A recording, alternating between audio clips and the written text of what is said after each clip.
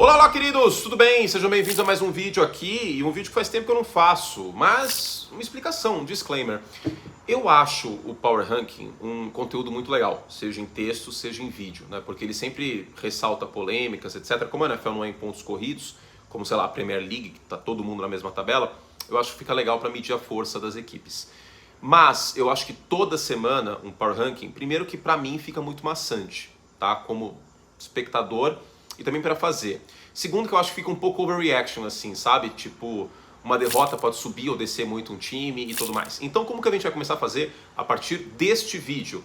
Power Ranking mensal aqui no canal. E um bônus, também Power Ranking mensal de beisebol, mas aí para os membros Like Plus. Então agora em diante, claro que não vai fazer sentido fazer o Power Ranking em junho e em julho, mas no meio de agosto eu volto com mais um, aí antes da semana 1 eu volto com outro, final de setembro, final de outubro, final de novembro, final de dezembro, e aí a gente chega nos playoffs, e aí vamos ver como que eu faço. Mas o Power Ranking agora no canal será mensal, porque faz muito mais sentido, tá bom? Vamos começar com o 10º lugar. Tem as menções honrosas, que aí fica num vídeo à parte, que aí eu não ranqueei, mas tem alguns times que não estão aqui, eu vou falar mais sobre eles. Isso num vídeo à parte para os membros Like Plus. Vamos começar com o 10º lugar e eu vou dar o benefício da dúvida para o New York Jets. A gente já viu informações, eu comentei sobre nessa última semana, que o Aaron Rodgers já mudou o clima do New York Jets, já mudou a confiança e parece que ele está muito motivado. O que é muito bom, porque já afasta aquela questão de será que o Aaron Rodgers está afim? Parece que está.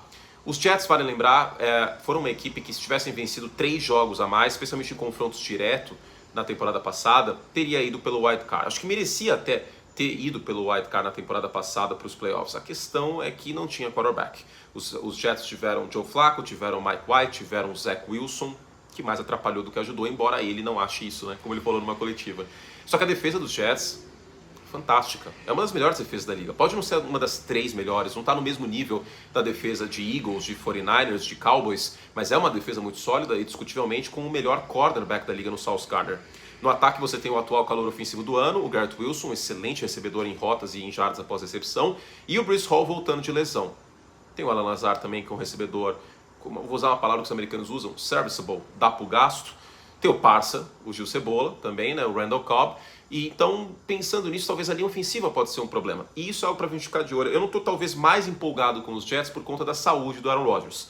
É um garoto de 40 anos nessa próxima temporada. Então, em meio a isso, vamos ficar de olho essa questão do Rodgers e da saúde dele. Mas de qualquer forma, eu acho que pelo menos um 10º lugar dá para dar para os Jets aí, considerando a defesa e a chegada de um quarterback que certamente é o melhor quarterback dos Jets em algum tempo.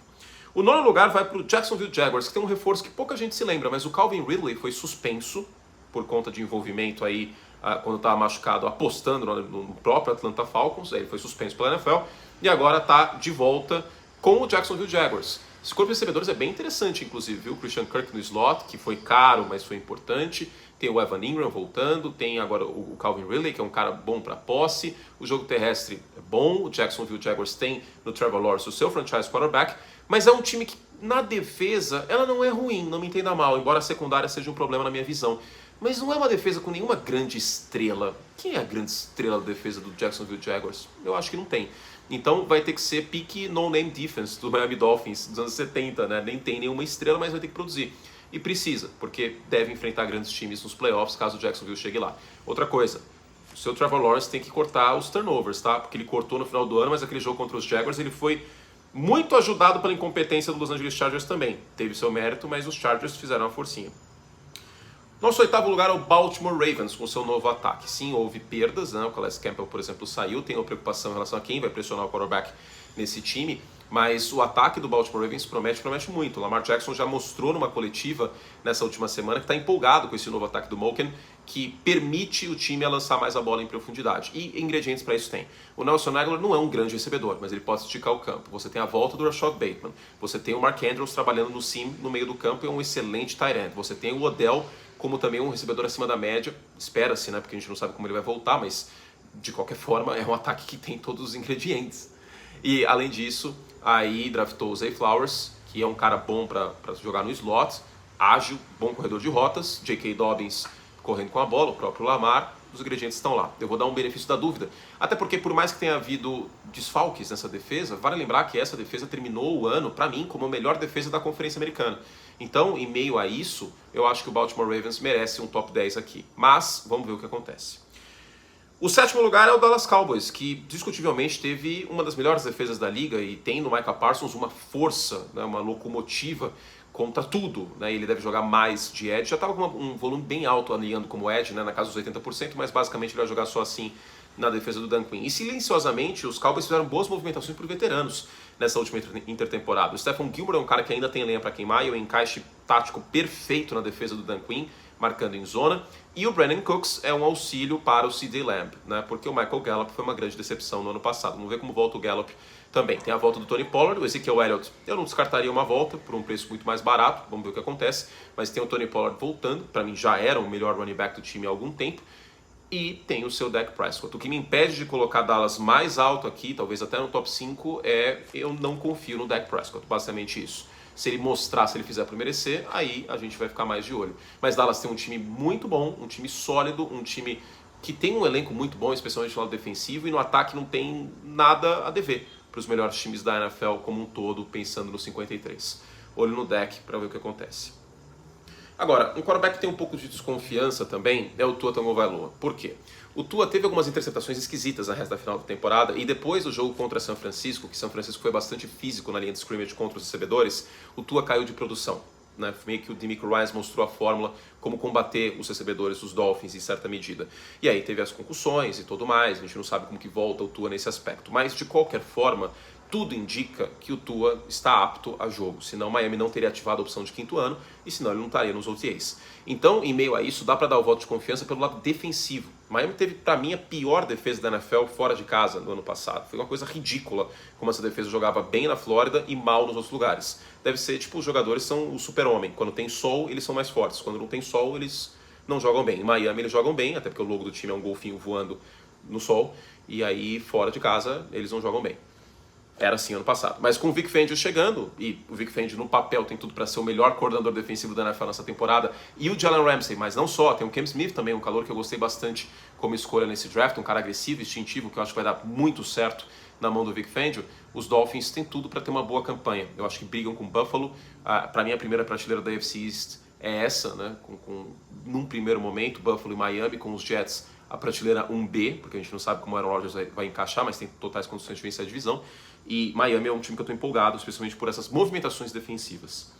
Quinto lugar, o Buffalo Bills, que trouxe o Dalton Kincaid na primeira rodada. Eu acho uma escolha muito interessante, porque você tem o Stephon Diggs por fora, o Kincaid como tight end, junto do Dawson Knox, pode alinhar no slot também. Eu sou mais empolgado que a média das pessoas com Kincaid. Esse é o disclaimer que eu sempre faço, mas eu acho um encaixe bem interessante para jogar com o Josh Allen. Agora, o Damian Harris foi o reforço na posição de running back. O Harris não é um running back ruim, eu gosto dele. O problema é que ele não fica saudável. Se ele não estiver saudável em janeiro, isso não vai servir de nada. Vale lembrar, pouca gente está lembrando também, o Von Miller volta nessa próxima temporada e depois que o Von Miller saiu, além da produção defensiva, mas teve um quê de problema de liderança, eu acho, no Buffalo Bills. Talvez com o Von Miller jogando os playoffs, o time não teria jogado tão sonso como jogou contra o Cincinnati Bengals. Então eu vou dar talvez o último benefício da dúvida para o Buffalo Bills. Porque eu vou ser muito sincero, eu estou ficando de saco cheio de acreditar nesse time e ele desapontar de maneiras bizarras, aí como foi na última temporada, na pós-temporada. O jogo contra Miami foi uma vergonha ofensiva, uma vergonha. E o jogo contra Cincinnati foi pífio. Então o Buffalo Bills tem que acordar. O quarto lugar é o Cincinnati Bengals, do nosso querido Joe Burrow, que ficou meio que neutro, né? Trouxe o Orlando Brown para a linha, mas a gente não sabe o que vai acontecer com o Jonah Williams, né? Tá meio que me incógnita, se vai trocar, não vai? Eu acho que não. Perdeu o Samaje Perine, ainda tem o Joe Mixon, que começou mal a temporada passada e talvez esteja em declínio de produção. E perdeu os safeties também, né? O Jesse Bates saiu, tá lá em Atlanta, boa contratação dos Falcons, inclusive. Eu tenho minhas dúvidas em relação a essa secundária dos Bengals, tá? É uma questão que a gente vai ter que ver como eles vão jogar. Mas, de qualquer forma, ainda tem um excelente trio de recebedores e ainda tem o Joe Burrow, que é o melhor quarterback entre os mortais na NFL, porque tem um certo cara em Kansas City que é um ET, e a gente não conta, porque ele é bizarro e, enfim, daqui a pouco eu falo sobre ele. O terceiro lugar é o San Francisco 49ers. Saiu o DeMeco Ryans, e ninguém sabe quem vai ser o quarterback dos 49ers na semana 1. Então é possível que em agosto eu desça São Francisco quando eu tiver um pouco mais de informação. Mas agora eu tenho que trabalhar com basicamente o que a gente tem, que a recuperação do Purdy está correndo e que em tese ele vai ser o quarterback de São Francisco na semana 1 aí da NFL. Mas a verdade é que ninguém sabe o que vai acontecer. A gente está vendo alguns rumores, algumas declarações muito positivas de insiders de São Francisco, como Matt Maiocco, por exemplo, sobre o Sam Darnold. Eu não sei se o Kyle Shanahan iria com o Trey Lance na primeira semana, ou o Darnold por conta da experiência. Eu falei sobre num vídeo para os membros, inclusive. Está aqui no primeiro comentário para vocês verem. De qualquer forma, vamos trabalhar com a hipótese de que o Brock Purdy volta e boa parte do elenco volta também. Né? Teve desfalque, como por exemplo o Mike McGlinchey, que nunca fui muito fã, para ser sincero, mas de qualquer forma volta o McCaffrey, volta o Kittle, volta o Debo, volta um monte de peça na defesa que é acima da média, continua para mim sendo a melhor defesa da NFL. Então, olho em São Francisco. O melhor time da Conferência Nacional e o nosso segundo time aqui é o Philadelphia Eagles. Eu tenho alguns questionamentos sobre o miolo de linha ofensiva. Jason Kelce, com idade avançada, haverá um declínio? Interrogação. Não sei. Sentirá falta essa linha do Isaac Seumalo, que saiu do time inclusive? Não sei. Lane Johnson vai ficar saudável? Não sei também. Então, olho nessa linha ofensiva, tá? Não contem como favas contadas. Não é favas contadas essa linha ofensiva dos Eagles, que foi uma das melhores linhas nas últimas temporadas, diga-se.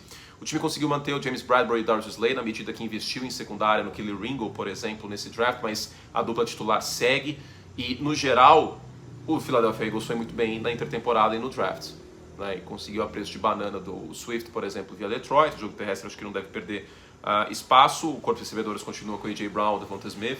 Então, com o Jalen Hurts candidato a MVP nesse início de temporada, os Eagles seguem muito fortes, mas Philadelphia tem um calendário muito duro, muito difícil. Eu falei sobre isso em vídeos da semana passada. E por fim, o primeiro aqui é o Kansas City Chiefs. Trouxe o Amenihu na saída do Frank Clark, draftou o Nidick também, mas vale lembrar que o Frank Clark era um cara que produzia muito bem em playoff, mas na temporada regular teve 5 sacks. Então o Omenihu pode ser que dê conta do recado. A minha preocupação não é tanto essa, é o corpo de wide receivers, porque esses caras vão ter que mostrar um bom futebol americano. O Mecole Hardman foi bem na pós-temporada, o Kadarius Toney até que eu acho que encaixou, mas o volume dele não foi tão grande, o Sky Moore também não teve um volume muito grande, então existem dúvidas em relação ao corpo de recebedores. Vamos à ordem então. Os Jets o 10º, os Jaguars o 9º, os Ravens o 8º, Cowboys 7º, Dolphins 6º, Bills 5º, Bengals 4º, 49ers 3º, Eagles 2º, Chiefs 1º. E aí, alguma coisa que você mudaria aqui, meu caro espectador? Coloca aí nos comentários. Subiria algum time? Acha que Filadélfia tem que descer porque houve algumas mudanças? São Francisco na incerteza do quarterback? O Buffalo Bills descer porque é um time que terminou mal a temporada? Miami está muito alto? Faltou alguém? Faltou Chargers, Seahawks, Giants? Coloca aí nos comentários. Detroit, talvez? Que eu vou querer saber. Falando sobre quem faltou, vai ter um vídeo para os membros Like Plus sobre os primeiros que ficam de fora e também para os membros os 5 piores times que eu vejo para esse início de temporada ou para o pós-draft free agency. Então assine agora mesmo o Like Plus. Esses 2 vídeos na primeira categoria vai estar aberto para todo mundo, custa R$2 por mês para vocês experimentarem como é esse mundo mágico de Anthony Curti. Olha só que referência maravilhosa, eu fiz tipo slogan Mundo Mágico de Walt Disney. Com certeza aí o seu Walter vai ficar muito pistola com a minha referência, mas com o Curti Plus você tem o dobro de vídeos por semana, tá bom? Beijo carinhoso, fizemos o que podíamos e até a próxima. Tchau!